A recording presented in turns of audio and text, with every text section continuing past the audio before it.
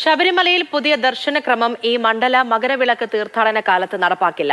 18-ാം പടി കയറി fly over ഒഴിവാക്കി നേരിട്ട് സോപാനത്തിൽ ദർശനമാണ് നടപ്പാക്കാൻ തീരുമാനിച്ചിരുന്നത്. എന്നാൽ ട്രയൽ നടപ്പാക്കിയ ശേഷം അന്തിമ തീരുമാനം മതിയെന്നും തിരുവിതാംകൂർ ദേവസ്വം ബോർഡ് തീരുമാനിച്ചു.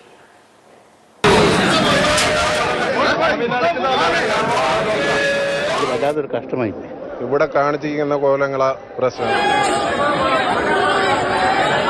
ശബരിമലയിൽ കഴിഞ്ഞ തീർത്ഥാടന കാലത്ത് പോലീസ് നടപ്പാക്കിയ തിരക്ക് നിയന്ത്രണം ഇതുവരെ കണ്ടതിൽ വെച്ച് ഏറ്റവും ദുരിതപൂർണവും അതിഭീകരവുമായിരുന്നു.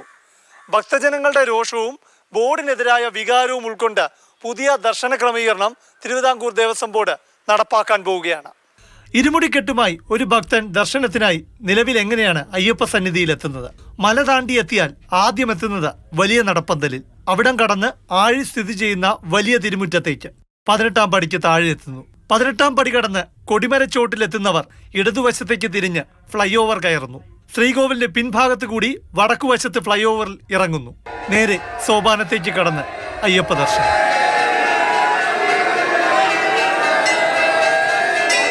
പറയുമ്പോൾ നിസ്സാരമാണ്, പക്ഷേ ഫ്ളൈ ഓവറിൽ മണിക്കൂറുകൾ കാത്തുനിന്നാൽ മാത്രമാണ് ഓരോ ഭക്തനും അയ്യപ്പ ദർശനം സാധ്യമാകുന്നത്.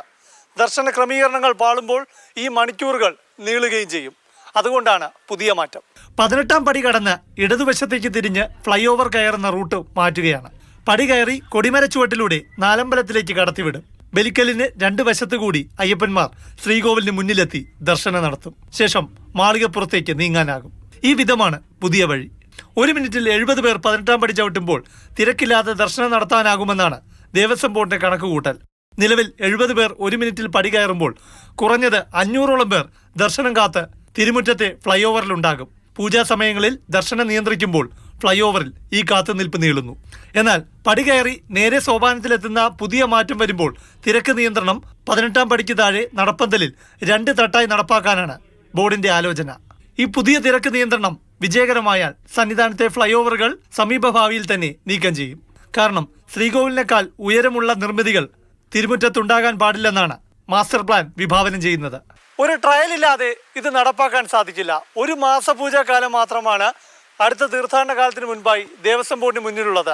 അതായത് പരീക്ഷണത്തിന് സമയമില്ല.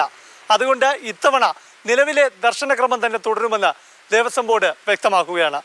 പ്രശാന്ത് കൃഷ്ണ, മാതൃഭൂമി ന്യൂസ്, തിരുവനന്തപുരം.